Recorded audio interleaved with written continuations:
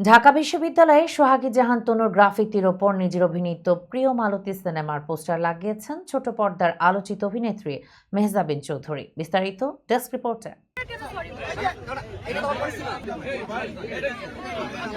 বুধবার তিনি তনুর গ্রাফিতির উপর পোস্টার লাগান। এ সময় তার পাশে সিনেমাটির নির্মাতা শঙ্খ দাসকেও দেখা যায়।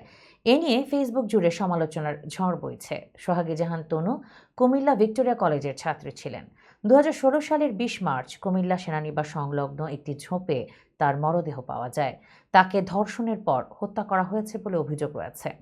স্বৈরাচার শেখ হাসিনা সরকারের বিরুদ্ধে ছাত্র জনতার অভ্যুত্থানের সময় ঢাকা বিশ্ববিদ্যালয় এলাকায় বিভিন্ন বিষয়ে গ্রাফিতি আঁকা হয়।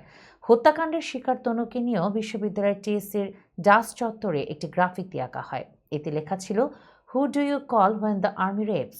এই গ্রাফিতির ওপরই মেহজাবিন তার প্রথম চলচ্চিত্র প্রিয় মালতীর পোস্টার সাঁচালেন। এ ঘটনার নিন্দা জানিয়ে ফেসবুকে ঢাকা বিশ্ববিদ্যালয়ের রাষ্ট্রবিজ্ঞান বিভাগের শিক্ষার্থী তানিম বিন কাইয়ুম বলেন, ঢাকা বিশ্ববিদ্যালয়ের কোনো গ্রাফিতির ওপরে পোস্টার লাগানোর সাহস স্বয়ং সরকারেরও নেই, অথচ সেখানে মেহজাবিন পোস্টার লাগায়। ওদের জন্য এই দাবিতে প্রবেশের বিধিনিষেধ দরকার। বিশ্ববিদ্যালয়ের আন্তর্জাতিক সম্পর্ক বিভাগের শিক্ষার্থী মোহাম্মদ শাহিন বলেন, পোস্টারটা কেউ দয়া করে তুলে ফেলবেন না। মাননীয় অভিনেত্রীকে প্রকাশ্যে ক্ষমা চেয়ে নিজে এসে পোস্টার ছেড়ে যেতে হবে। আমার বোন তনুরে সে চেনে না, চিনবে কেমনে? আমরা যখন এটা তোলা শুরু করছি, মেহজাবিন সামনে দিয়ে হেঁটে চলে গেছে প্রোটোকল নিয়ে। আমরা আটকাইতে পারি। এরপর অবশ্য সামাজিক যোগাযোগ মাধ্যম ফেসবুকে ক্ষমা চেয়েছেন মেহজাবিন। তিনি লিখেছেন, অনেক ভিড় থাকায় তাড়াহুড়ায় এই ভুল হয়েছে, যার জন্য তিনি ক্ষমা প্রার্থী।